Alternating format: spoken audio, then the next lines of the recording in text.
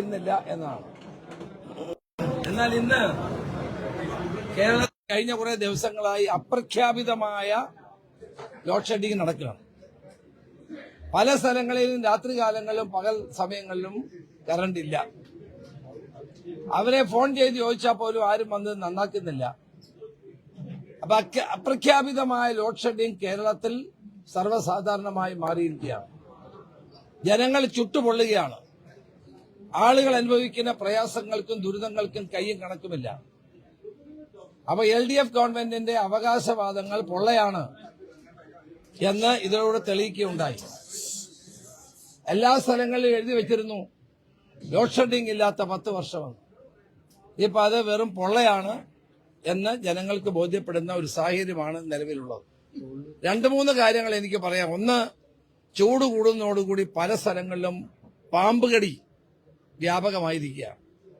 കുട്ടികൾക്ക് ആണ് കൂടുതലും പാമ്പുകടി ഏൽത്തുകൊണ്ടിരിക്കുന്നത്. അത് പല സ്ഥലത്തും ചെന്നാൽ ആന്റിവെനിൻ കിട്ടാനില്ല, ചികിത്സ കിട്ടാനില്ല എന്നുള്ള പരാതി സർവ്വസാധാരണമായി മാറിയിരിക്കുന്നു. അപ്പൊ ഇതിന് അടിയന്തരമായ നടപടി ഗവൺമെന്റ് സ്വീകരിക്കണം. പ്രത്യേകിച്ച് ഈ ആശുപത്രികളിൽ ഈ പാമ്പുകടി ഏറ്റുന്ന ആളുകൾക്ക് ആന്റിവെനിൻ കൊടുക്കാനും മറ്റ് ചികിത്സാ സംവിധാനം ഏർപ്പെടുത്താനും നടപടി ഉണ്ടാകണം. പല സ്ഥലങ്ങളിലും ഈ ചൂട് കൂടുന്നതോടുകൂടി പണ്ടൊക്കെ എല്ലായിടത്തും ഗവൺമെന്റ് തന്നെ ശുദ്ധജലം കൊടുക്കാനുള്ള നടപടികളൊക്കെ ഉണ്ടാകുമായിരുന്നു, തണ്ണീർപ്പന്തലുകൾ ഉണ്ടാക്കുമായിരുന്നു. ഇപ്പൊ ഇതൊന്നുമില്ല, ആരും കേൾക്കാനും കാണാനും ഇല്ലാത്ത അവസ്ഥയിലാണ്. സ്ഥിതി വളരെ ഗുരുതരമാണ്.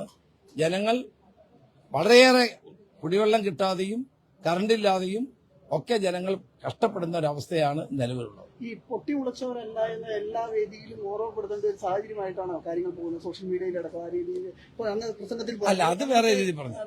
നേതാക്കൾ പൊട്ടിമുളച്ചവരല്ല സോഷ്യൽ മീഡിയയിലൊക്കെ സോഷ്യൽ മീഡിയയിലൂടെ ഒരു പരാമർശവും നടത്തരുതെന്ന് KPCC പ്രസിഡന്റ് പറഞ്ഞിട്ടുണ്ട്. അതുകൊണ്ട് അതുമായി ബന്ധപ്പെട്ട ഒരു പരാമർശത്തിന് ഞാൻ തയ്യാറാണ്. താങ്കൾ അടക്കം ഇങ്ങനെ പൊട്ടിമുളച്ചവരല്ല, ഞങ്ങൾ പാരമ്പര്യം KSUവിന്റെ ചരിത്രം വീണ്ടും വീണ്ടും ആവർത്തിക്കേണ്ട ഒരു കാര്യം പോലെ KSUവിന്റെ പറഞ്ഞ VM സുധീരൻ പറഞ്ഞതുകൊണ്ട് അതിന് ബാക്കിയായിട്ട് പറഞ്ഞു.